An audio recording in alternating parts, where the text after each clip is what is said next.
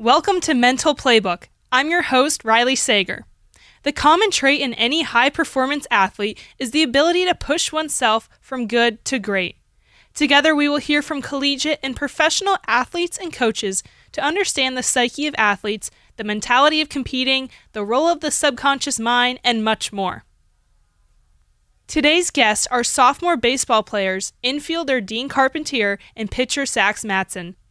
Dean grew up just outside of Los Angeles in Huntington Beach, California, where he ranked in the top 100 players in the state. Last season, he batted .292 at the plate and recorded 31 runs, including 4 homers.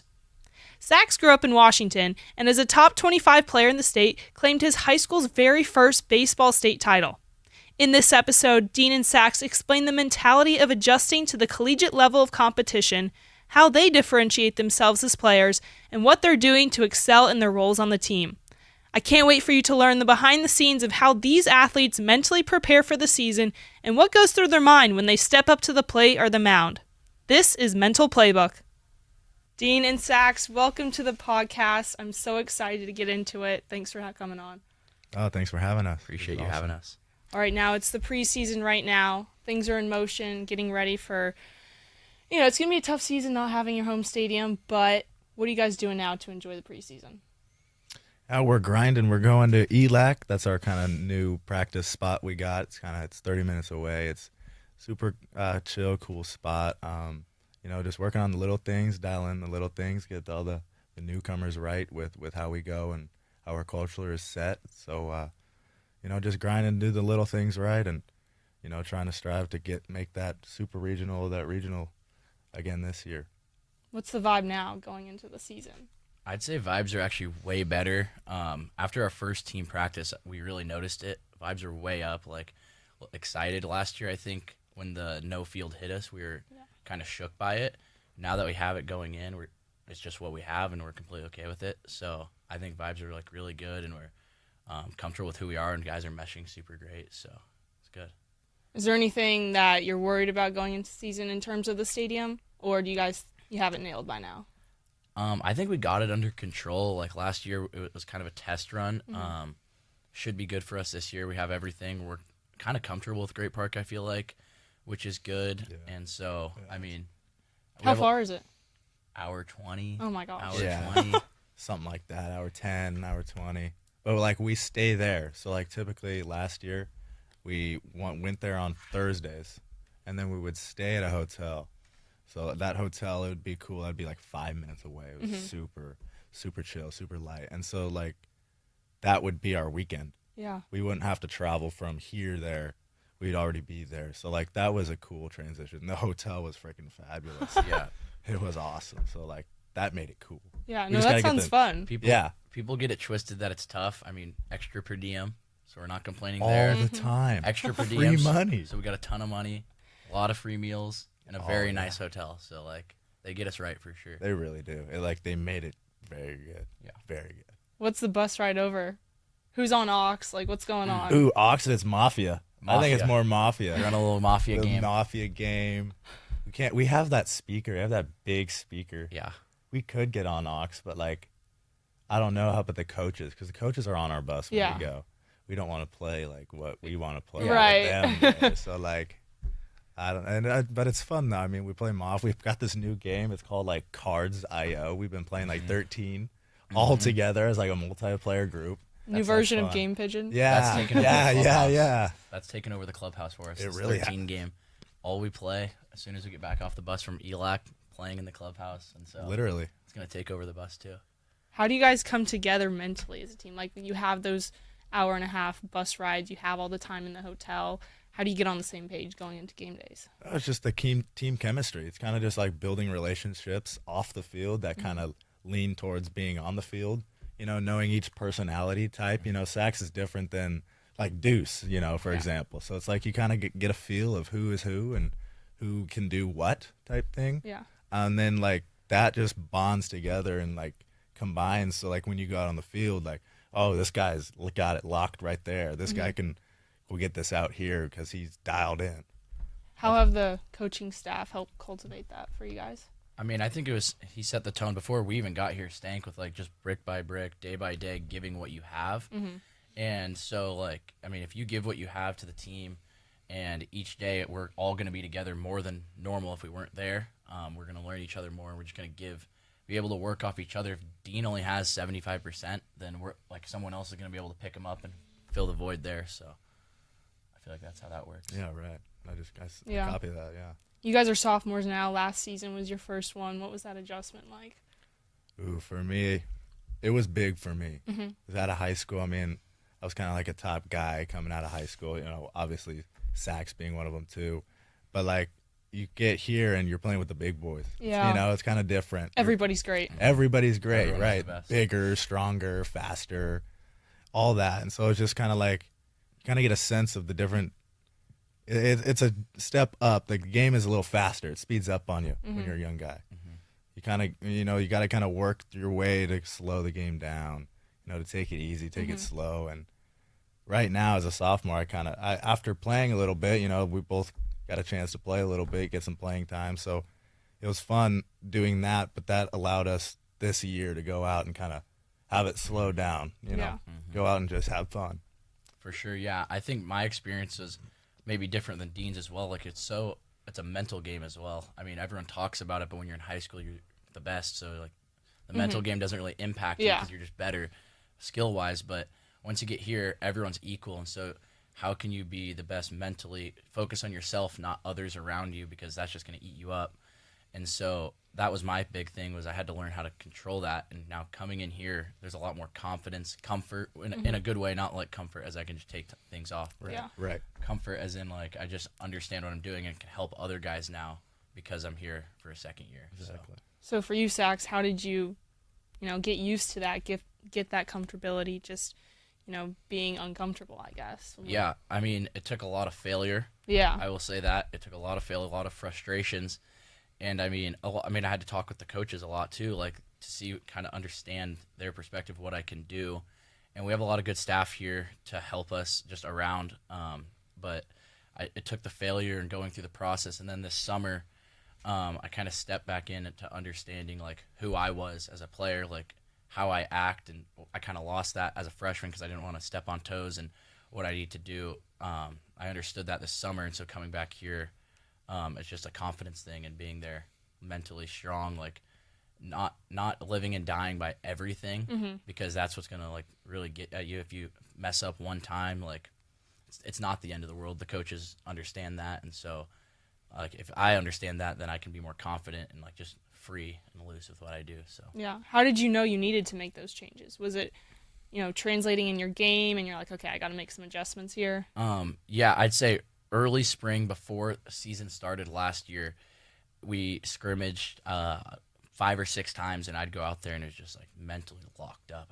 I had never experienced anything like it. And my dad and brother, my brother played baseball at Point Loma in Portland. My dad played football in college, so it's like they told me what to expect, but for some reason I just didn't think it would happen to me, and I didn't listen. And then next thing you know, I fail one time, and I kind of let it compound into the next and the next, and it snowballed. And so that's kind of when I saw I needed to make a change there. And talking with our old pitching coach, Seth Etherton, he helped me understand, like, I'm here for a reason, right? And I think I took that this year. Like, we only have 17 returners, and like, guys were brought back for a reason. Maybe less. Yeah, maybe less. And, like, we're all here for a reason. They want to see all 40 guys succeed. Yeah. So that's kind of what helped me. So once you made those changes, what did waking up look like? How was that different for you, before and after? Each day? Yeah. Like the mentality once you get up. I would say one thing, I mean, confidence. I feel I'm comfortable with who I am and what I do, but also, like, much happier. Like, maybe I have a bad practice. I don't let the bad practice control my day anymore. Like, I would let a bad practice control my week in the early spring. Like, I mean, I had a bad outing, and I wouldn't talk for like 3-4 days because I just let it eat me up. Yeah. And I understand now. I remember that. He's like, why didn't you talk to me? Yeah, Gosh, just bro, faded thanks. him. Thanks. But now I understand, like, how to navigate it, and I'm confident with what I am. So if I mess up in one day, like, I'm still the same guy I was. So that's kind of where I go with it. But. And for you, Dean, you're from California, but you said, even just coming here, not too far from where you grew up, it was such a big change. So did you have any similar experiences? Yeah, kind of. I mean, like he said earlier, I didn't want to step on any toes. You can kind of play the game a little bit, with the coaches, with some of the other players. But like coming in, the older guys, they had their kind of group, their tight-knit group, and it was kind of hard to like get in or fit in with them. So like the team bonding aspect wasn't all there. So it was kind of like, I felt like an outsider even though I was with the team. Right. And I didn't really feel a good connection there. So it was like trying to find who I was and where I fit in with them. It was kind of difficult. But it was more so like this summer than going and playing ball 40 games with older guys as well. That allowed me to like open up and branch out because, playing this year as well or playing last year as well, they kind of came together and they helped me a little bit more knowing that I was kind of like a player on the team instead of just kind of like guy coming in who's going to do nothing. Yeah. So like, yeah, I mean, the confidence aspect was like the biggest part of it, but like it was allowing me to like open up. That kind of helped me. Yeah. How do you guys find that balance between confidence, knowing you're capable of what you're about to go out on the field and do, but then also the self-criticism or constructive feedback, like knowing you need to do better? How do you find the line between the two? You got to go 50-50 or so, or like, I mean, you got to go both ways because you got to look at, oh, yeah, this is what I did wrong and this is what I need to do right. But you don't really want to look at too much of the wrong because, like, that won't help you get better, You got to sometimes look at the positive. Like, this is what I did right even though I did it wrong. Like, so you'd be like, oh, man, okay, like, for example, if I'm doing a swing, taking a hack, bam, boom, get to, like, a certain point. It was all good until there. You can be like, oh, but it was all good until I got there. Okay, so like don't worry about just there. You can worry about staying good there and then staying good through it all. So like I just look at more positive side of it. I don't really like to look at the negatives as much. Right. Because, I'd rather work on the positives and make those extremely good. And then take the negatives and then make those good. And then once they're good, make those extremely better. You know, so like that's where I go with that. For sure. I mean, I like what he said. I'd say the balance is like what I like to do is even when I'm struggling is I look at when I was really good. I mean, I watch myself, how I acted on the mound, my demeanor, what I did there. And then I also look at the mechanical side of things. And I feel like I can look at the mechanics, but it's hard because once you start seeing things, kind of get into a rabbit hole, go down, and you nitpick. And now you're thinking like, how can I do this to help this, to help this? And you can't fix three things at once. So if I'm going to look at something to change, I'm going to look at just that and that only. And like he said, you'll talk about what you did good to get you there and how you can get better. It's not just like, oh, I did this, it needs to change. It's what can I do to get better, I feel like. So. Right, yeah. I mean, sometimes you don't really need to change anything at all, even if it was bad. Sometimes the bad is the good. Like if you're early on a curveball, but you stayed through it, that was a bad swing, but you stayed through it. Yeah. So, like, it was good even though it was bad. So, I mean, you can pick and choose. Sax, I like your point because in my mind, I'm like, if you can do it once, you can do it again. 100%. So for you guys in practice, how do you build that muscle memory, the repetition? And, like, using, your conscious effort to know, okay, this is what I need to do every time, and then at what point does that become subconscious?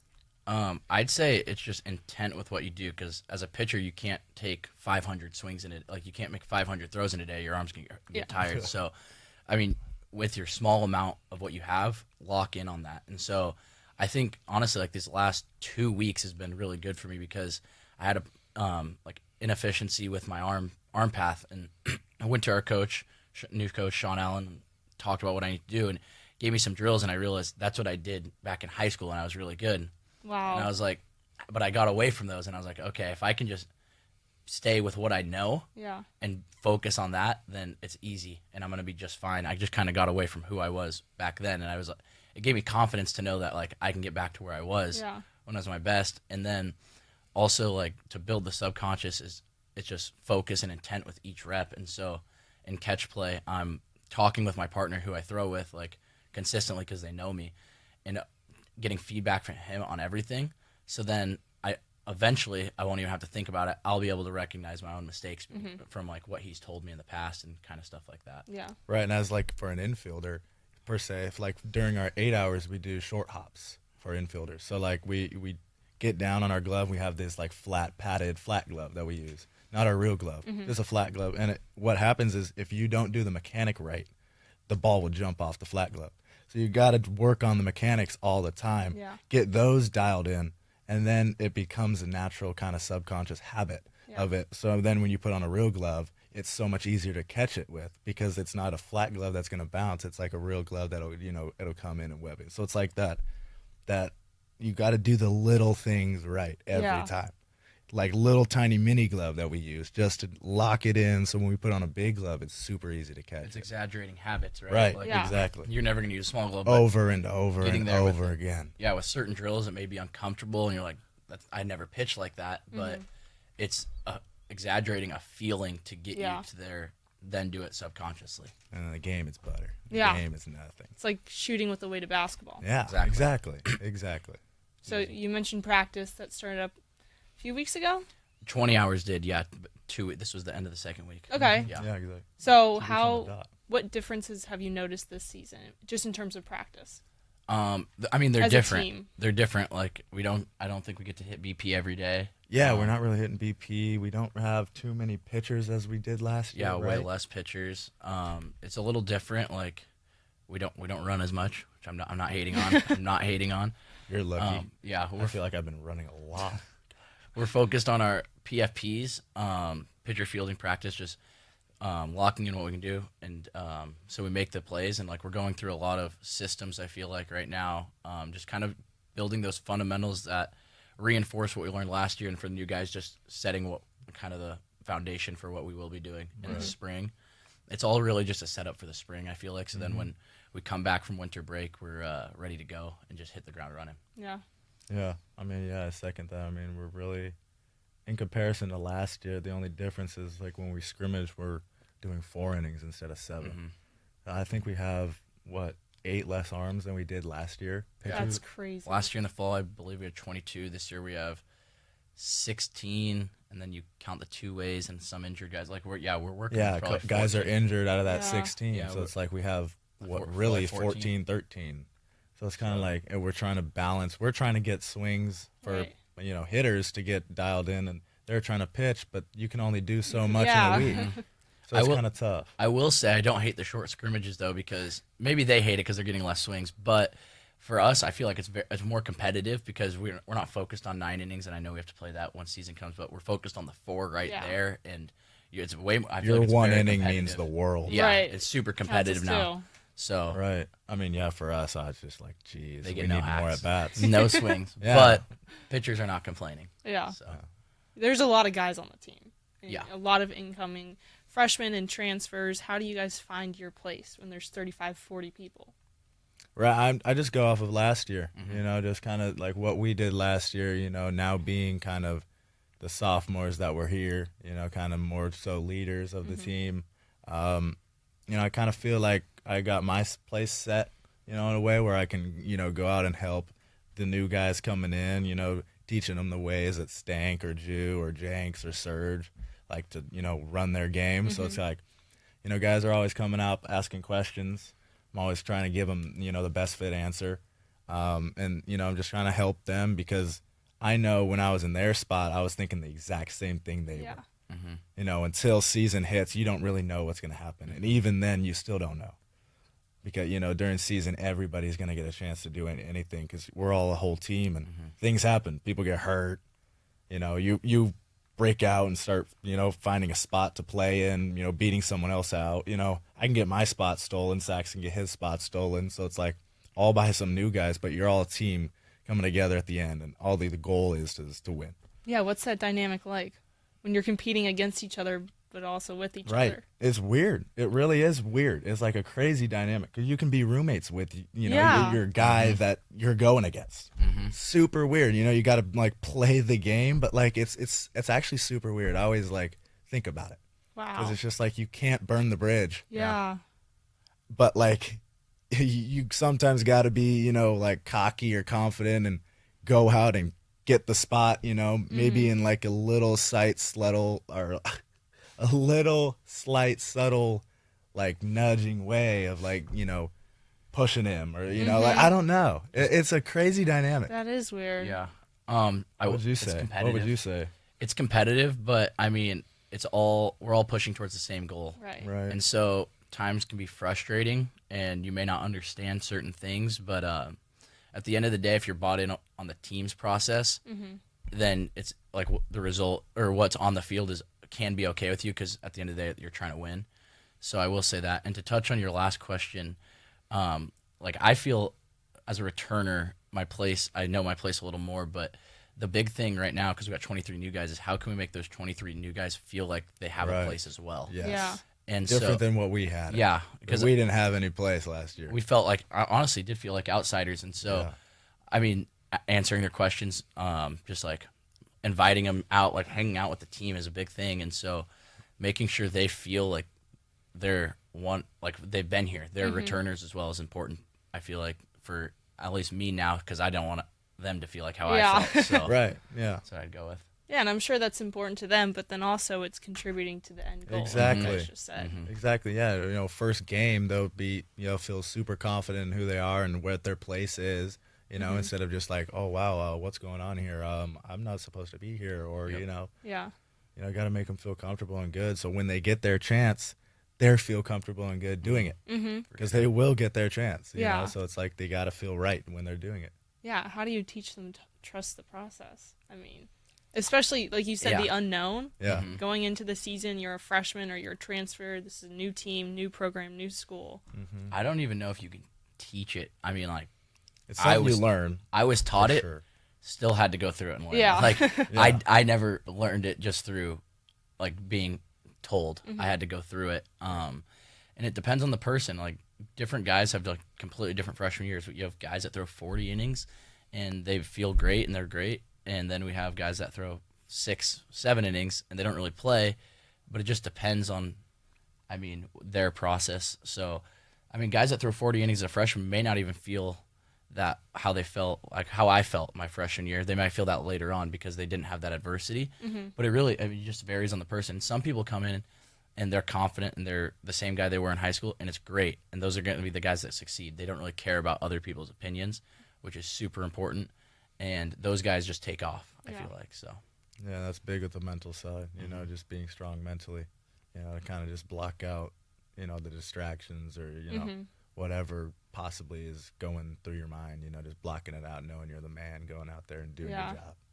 Yeah, I was actually talking to Professor Fellenzer. He says hi. Goat. Oh, nice! Goat. I love that guy. That was my favorite class. when Favorite you class. sent me all like his classes, I've been to one so far.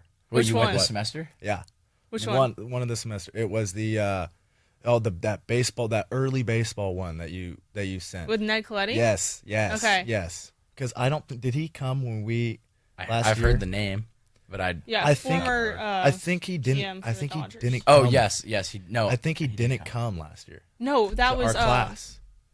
your class. You had Scott Wasserman did. Boris. But we weren't there for But that. we weren't there. Wasserman didn't come because of the riots. So Right. it was terrible. I but know. Either way, So we that need to was do- a blast. Yeah, my favorite one, and I don't know if he came back, was Wembenyama's agent. What's his name? Oh yeah, that guy was. He good. came first. Victor Wembenyama's Okay. agent came first That last was year. I think he's only a spring guy, but that was my favorite. He was What's good. up, Fellenzer? Yeah, he's Yeah. a good dude. He was funny. Well, I'll be taking this spring, so hopefully The class we took. 380. Yeah, Oh, Yeah. that's so much. I Fun. know. Yeah, I'm in 350 now, sports media. So I know. I know, I I'm want to get in excited. one of his classes again, but it's hard with our schedule. yeah, I'm sure. Yeah, it is. But he says hi, and we were talking about baseball, and he brought up an interesting point that, failure is so accepted. Like, if you fail 7 out of 10 times, like, you're succeeding, Yeah. batting wise. You're in the Hall of Fame. Yeah. Like, how is that different from other sports? Oh man, it's crazy different. Basketball. I've always thought of it as this. Basketball, you're like 1-on-1. You're kind of it's like 5-on-5, right? And you're going 1-on-1 with a guy. Sometimes they'll double team you. But baseball, man, or the same thing with football. It's like 1-on-1. You got, you're blocking a guy that he's trying to block you. But baseball, it's 1-on-9 when you're pitching, or when you're hitting. Yeah. When you're hitting, and that's what makes that hard. Because like as a hitter, you're trying to beat out 9 guys to try to get a hit, get a double, get a single, hit a home run is hitting them all over everybody. So like that's the hardest part because you can do everything right. hit the ball as hard as you can, wherever, as far, like to the warning track, but it can be caught. Yeah. And so you worked on every mechanic to do everything right to hit that pitch, and you're out. That's the hardest part. It's coming back to the dugout after you've gotten out, or after, you've done everything right and it didn't go your way, and then trying to do it again the next at bat to keep up a good average, keep up good statistics that you have to go to the next level, I mean, you said failing is accepted. Maybe for like the Depends outside. how you define failure. Yes. I would not say hitter. I mean, at least like for me, if I'm failing, I'm still very frustrated, and that's a mental toll again. Yeah. But like he said, you can do everything right and still get out. And I think those are, I can't speak for him, but those are the times you walk away and you're like, okay, like I got beat there. Yeah. But even as a pitcher, you can spot up a pitch, and it still gets hit, and it would be a home run. Yeah. You did everything right as a pitcher. Yeah. But the guy did his thing and hit it out. Yeah, and so sometimes you just tip the cap, but like it's still frustrating, and it is really frustrating. and it beats you up. But yeah, that's what makes it fun, though. Because it's not like super easy. It's the hardest. Yeah. I think it's the hardest sport to play. It's not predictable. No, like you never. said, you can do everything right. Yes. And you don't know what card they're gonna have. Yes. Yeah. Exactly. Like it's just there's not one thing you can do to change any outcome. It's like it happened and it happened, and you got to deal with it and then try and do it again better. Yeah, and I think a lot of people who don't understand baseball or don't watch it a lot, like, oh, this is so boring. Right. Like they just don't understand. It's so mental. Yes. It is. And like all the It is. little, I don't know, the Intricacies of the game. It's crazy. Yes. We were talking base running the other day, and it's just kind of like there are 4, 5, 6 different ways to run this one particular like stolen base strategy that we have. But you have to read what the other team is doing in order to run one way. Yeah. Than you do if you were, looking at the team to run it the other way. It's like they think you're going to go this way, so you go this way. Right. They don't know that you know. Right. Like, yeah, exactly. Like you can, it's a crazy sport. That's why I love it. It's hard. Yeah. It's super hard. That's awesome. How'd you Can't adjust master to it. that? Like, I don't know when you guys first started playing, but obviously you've worked up your experience. Like, you know the ins and outs of the game. Of course, there's still For the most part. there's Yeah, still you're unpredictable still learning. aspects of it. Right. Like, is that why you fell in love with it? I know, Dean, you said that's why you love the game, but just the Yeah, what you mentality of it, like, you have to be on 24/7. I mean, as a kid, I just played all the sports. This baseball, I was a big crier as a kid. Strikeout, definitely crying in the dugout, definitely pouting for a long time. But as I got older, what I really kind of grew to was the pitching side, and it's kind of one-on-one. Like, I feel like there's less failing in pitching than there is hitting, obviously, because I mean, you got what 7 you other do. guys behind you, but yeah, and you can control what you do, and it's not. I wouldn't say it's as hard. That's for sure. Hitting's much harder. Really? Yeah, 100%. But like with pitching, it's just one-on-one. It's me versus you. Like, I'm gonna go beat you. That's kind of the mindset there, and I feel like you can kind of lock into a different mentality with baseball and as a pitcher. And that's kind of what I grew to, and it didn't really hit me till like freshman, sophomore year, and I was like, all right, like this is kind of, like I love competing. Yeah. I like being here right now, trying to go one-on-one versus this guy, and so that's kind of what I grew to, I guess. Yeah, no, it's interesting you say that because I played tennis, and the reason why is because, like, I know if I won, it was because of me. If I Right. lost, it was because of me. I Yeah. liked having that control Yeah. aspect of it. 100%. I feel Yeah. like I can do that with pitching. So, and I mean, I couldn't hit at their level, but pitching, I can do. So you go up to the mound. Walk me through. Okay, well, very different as a starter and a reliever. I'll say that right Yeah. now. I'm still working on this on relieving. Like in high school, all the guys start, right? So in high school, hour before, like I'm locking in, not talking, like I'm just doing my thing, stretching, whatever. And as I get on the mound, I'm thinking it's me versus you. I'm trying to win every pitch and embarrass you straight up. Like it's me versus you, and I'm going for you right here. Yeah. As a reliever, I found it very hard. Like, you don't know when you're going in the game, if you're going in the game. Yeah. And so, I mean, understanding your role, like you understand if if it's a close game, this is probably you. If you're a back end pen guy, that like this could be your time.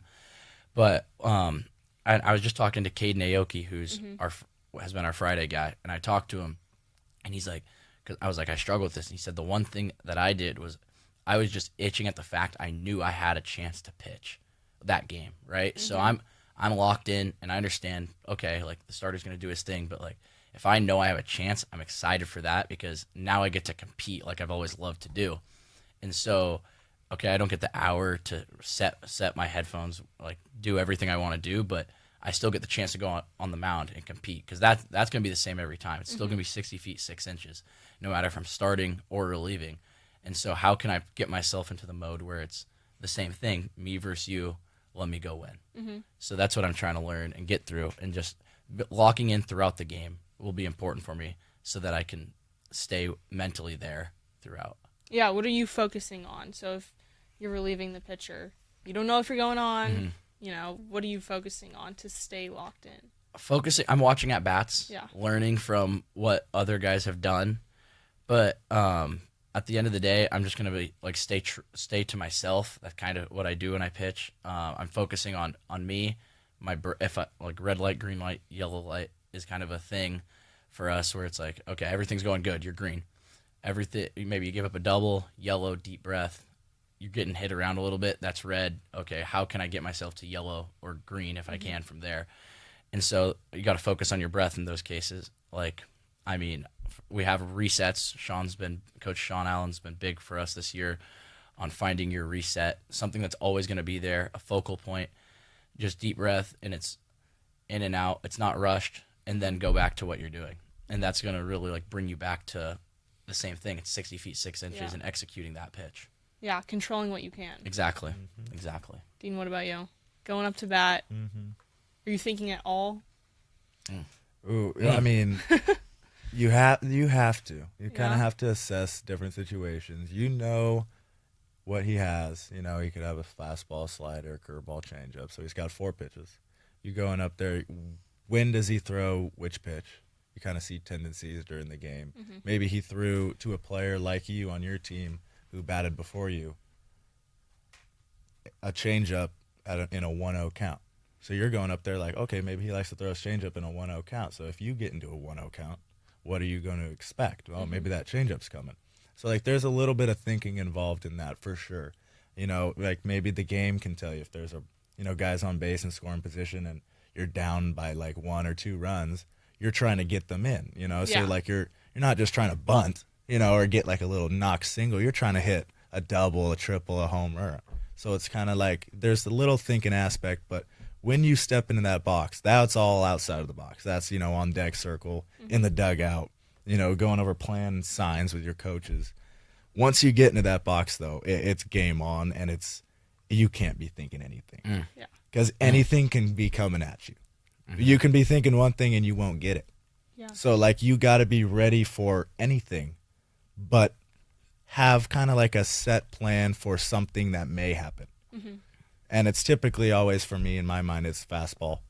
Just looking for the fastball, and I can adjust to, if I'm on time for a 95-mile-per-hour fastball, I can hit a 74-mile-per-hour curveball by, riding it out and just kind of seeing it pop and then going after it, because it'll be there slower than the fastball would be there.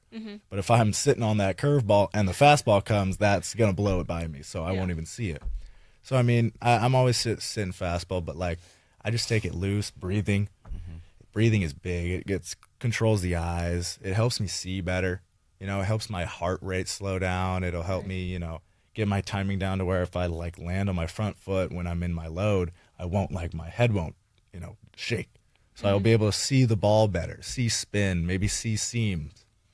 Maybe I can see a curveball's coming. That's crazy. Yeah, there's really crazy things that go into it, but like he said, breathing is really big. But you just go in there and have fun. It's kind of like I just go in there as a hitter and just like, I'm 1-on-9 right now. I'm 1-on-9. Yeah. I got to beat him somehow. I'm going to do my best at doing it. I can do whatever. I can do it well and get out. But I'm going to just go in there, give him my best shot. I mean, it's like I'm going to beat you. You're going in there like, I'm going to beat you. I'm going to win this. But like, I'm going to do it any way possible. Yeah, so you're going into it pretty much with the underdog mentality. Oh, yeah. I mean, well, okay, not necessarily underdog mentality. Outnumbered. Right. I mean, of course you're outnumbered, but it's like, man, you got to walk up there like you're the man. Yeah. You have to walk up to the plate. If you like, there's been many quotes from many Hall of Fame players, Barry Bonds, like Babe Ruth. If you don't walk up to the mound or walk up to the plate like you're the man, you've already lost. Yep. Yeah. You've already lost. Like, there's that aspect to it. So you got to go up there like, man, I'm gonna beat you. I don't know how I'm gonna do it, but I'm gonna do it. Yeah. And you can get that. You can get it done in multiple different ways, which is what's cool about baseball. Yeah, I like the phrases you guys tell yourselves. Like, Sax, you said, I'm going to embarrass him. Like, he's going up to bat with Dean's mentality, like, oh, I got this. But then you're like, no, like, I'm trying to embarrass you. 100%. And I mean, guys have different things. Like, it's kind of cues. Like, some guys put it on their glove or in their hat, like a word that kind of just triggers them to get to the mentality or flow state, which is talked about a lot, to where they can just compete and not worry about anything else. Because if you're worried about mechanics or what's going on around you, you're not going to be able to succeed or execute what's in front of you. Are you guys superstitious?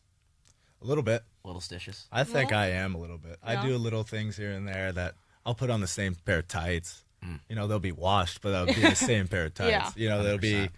I'll put on my socks a different way. I have a routine. I have many routines. Never mix superstition out of your routine. Right.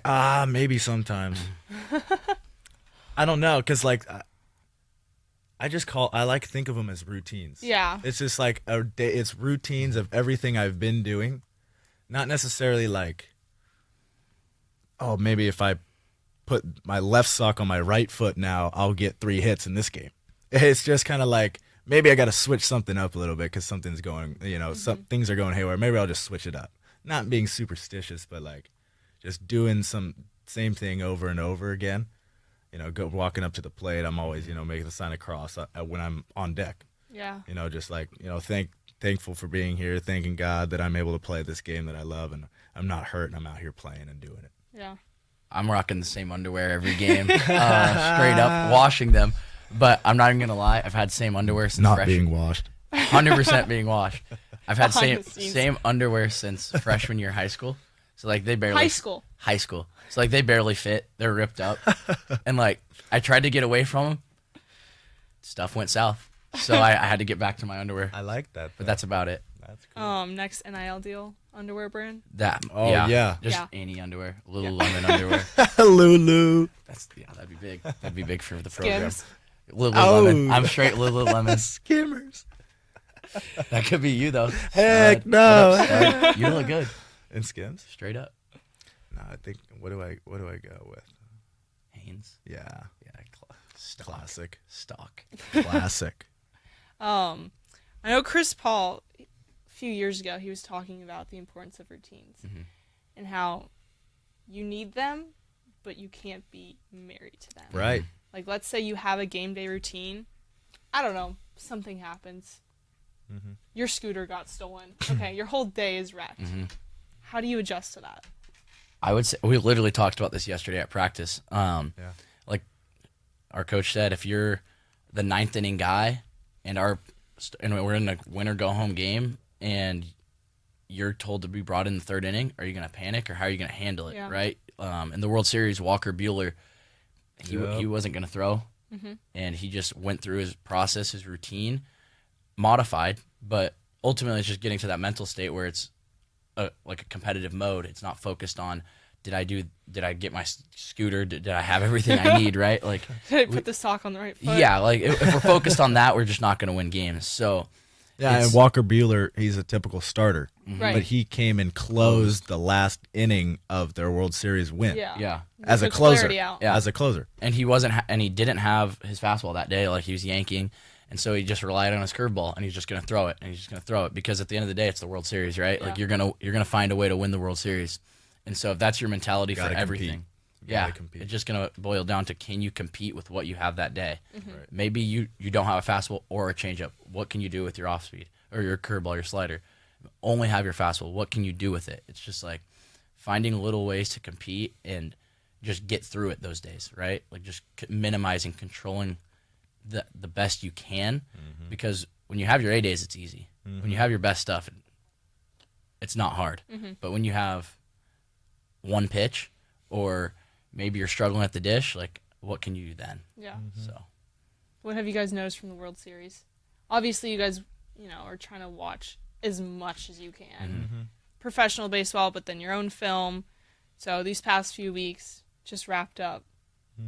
Any things you noticed? The one thing I noticed throughout the whole playoffs is guys can really hit the ball. Like they're throwing 98 at the top of the zone, out of the zone, and they're going pump. Like they're hitting it over, and like that's just how it goes nowadays. Guys can really swing it. I mean, they're making pitches, but hitters are getting better. So that's kind of what I took away from it. No, big thing for us when we're doing our little like hitting sessions as of right now, coaches are always looking at like the World Series as kind of good examples of what we're gonna do that day. Yeah. Typically during like a season, you're trying to hit home runs, to make the money, bring fans to watch you hit home runs. But now in the World Series or even the playoffs and the postseason, you're trying to win. Yeah. You win, you get a bonus. You get bonus money, even by like moving on. Like what do you get if you make the World Series? Like $200,000 or something each. Yeah. Which is like awesome. Sure. So it's just I'll like, take it. Yeah, I'll pocket that. I'll take If it. you can't focus on the game, Yeah. worry about your next vacation. Exactly. So I mean, like, coaches were always like harping on us, like, hey, what this big leaguer? He had like 50 home runs. That's maybe a stretch, but like he had like 30 home runs. But look at him right here. He goes a little backside single just to get the run in. Yeah. Instead of trying to hit a home run there to maybe where if he tried to hit a home run and got out. And risk, yeah. So like it's just like, oh, he took the little single knock instead of the home run. Or like, oh, bam, that guy doesn't really bunt, but he just got a bunt down to get on for his like teammates to come up and hit him in. Yeah. So just kind of like playing the game of baseball instead of just going out there as like a show home run derby. Yeah. That's like the hitter's side. Yeah, it's like, okay, we're going to walk Mookie Betts. Well, it didn't really work out for you. Right. Yeah, exactly. Cat and mouse game. A big cat and mouse game. Yeah. That's how I think of it. Yeah. That's what Big Jew always says too. Okay, so finishing up the World Series, now you guys are about to start Valentine's Day, first game of the season. Oh, really? Is that right? Is that right? Yes, Nice. that is right. Valentine's Day. Appreciate you February filling us 14th. in there. Thank you there. So a couple months, what are you guys focusing on most? Like, what is the team identity going into these next couple months? I'm big on just gelling as a group. Yeah. Coming together, doing everything, doing all the small things right. It's kind of like what we all said. We're big on working on. Coach loves defense. Our head coach, Coach Stankiewicz, he loves defense. Big time harping on PFPs. If the ball's bunted to you, it's an out. If the ball's hit on the ground to the infielders, it's an out. If the ball's hit in the air, it's caught. It's an out. Yeah. As hitting wise, it's doing everything right.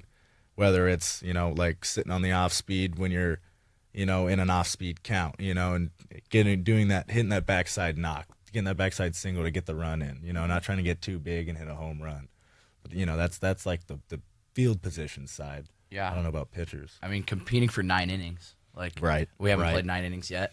Yeah. We're going to play 18 against Long Beach tomorrow. Gosh. So, yeah, I know. and I think we've topped out at 5 innings so far. So, like, competing for 9 and, like, being there mentally, making the play. Because someone's going to have to throw the 17th inning, and guys are going to be playing in the 17th inning tomorrow.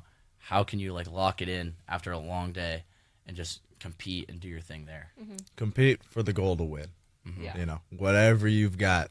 What's that saying? You give 100% of what you got that Yeah. day. Yeah. Or whatever. That's 100%. And that's the 100%. Yeah. Give that. Mm-hmm. At least that's better than your 70. Yep. Maybe you're 70% that day. Give 70%. Yeah. Yeah, and then it's all of it. Right. For sure. All right, last question.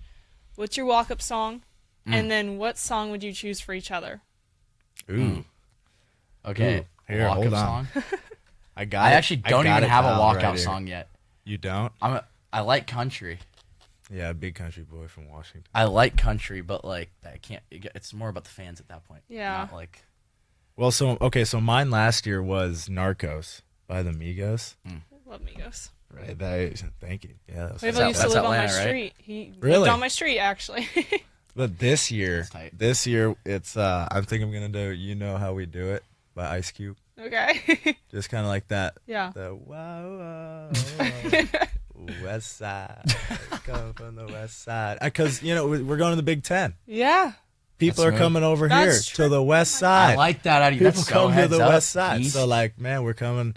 That's kind of where I was Yeah. going with that. I thought that was pretty cool. Yeah, I like it. Ice I Cube. like it. And it fits in with USC. Exactly. That's good. That's There's good. a theme. Good vibes. All Yeah. right, Sax, walking out. What you got? I don't have anything. Right Come now. on, you got to That's have a game something. time decision. I'd have Okay. to like lock it in, think about it. Last year I Okay. went Billie Jean, Michael Jackson. Mhm. Won't go back to it probably. I mean, good song. Won't go back to it. Oh yeah, great song. If I were to pick one for Dean though, Yeah. I messed with Doubter's song. Yep. Last year. Bean. That was Bean by Lil Uzi Vert. Yeah, I'd run that for you. Okay. Really? I just like that song. If you can hear it for 56 games in a row, like it's a good song. And I mean, I'd like to hear that one again. I'd go country for you. That's sweet. I don't Yeah. know which one, but like I can so see a country Gosh. song. Not even like big country because I'm like the furthest thing from a country guy, but Really? Yeah, but you yeah, just I'm like not country No lights at all. come on, Jason Aldean. Like that's I'm not country at all. Like there's zero That- country. I see in that me. fitting though. Right. That's what I'm saying. I Think like on I it. would use it. You got a I couple would months. use it, but like I'm just not country, which is the Not crazy yet. thing. Yeah, maybe. You're not Maybe. a rap guy. I'm not a rap guy either. I've just nothing. at Bob this Marley. point. No, No. still like no, definitely not. Like not Definitely really a not. reggae guy though either. No, I'm a country guy, but I'm just not a country kid. Does that Yeah. make sense? Yeah. Like that? Yeah. You got a You know me? soft spot for country. I do. Yeah. Zach That's kind of Bryan, like what Luke I Combs. see. Yeah. Like Luke that's Combs. Okay. Luke Combs. I see that. Combs. Yeah. Oh yeah. Oh yeah. That's, See, there that's we me. go. Okay. You gotta like form an identity with your song. Yeah, I know. It's gotta be I mess like- with Luke Combs. Right. It's gotta be like who you are. As Yeah. like that's what makes The the problem is greatest I'm not walk-up country. song. You feel me? No, I'm but not you country. are. That's what you come across as though. No, I don't. I don't either, and I love country. I mean, the Really? South. Yeah, I'm from the Atlanta, South. so like I guess I grew up around that. But all right, we have a few months to think on it. Yeah, we'll we get do, there. we Dean do. and I will come up with a Luke Combs song for Yeah, you. we Text got me. you. Okay. We got you. Appreciate We'll you. let you We know. got you. All right, thank you guys so much for coming on this episode. I had a great time talking to you, just knowing all the ins and outs of your preseason routines and all of that. Yeah, thanks for having us. This was a blast. This was awesome. Thank you for having us. Got to run it back. 100%. All right, once Sags has a song. Yeah. Maybe Come in on. the spring. All right, thanks guys. Thank you so much for listening to this episode of Mental Playbook with Dean Carpentier and Sax Matson. I hope you enjoyed hearing about the mental side of baseball and how they are stepping up to the plate to push themselves toward excellence. For more Mental Playbook, make sure to subscribe and follow us on Instagram at Mental Playbook Pod. I'm your host, Riley Sager. Thank you for joining us.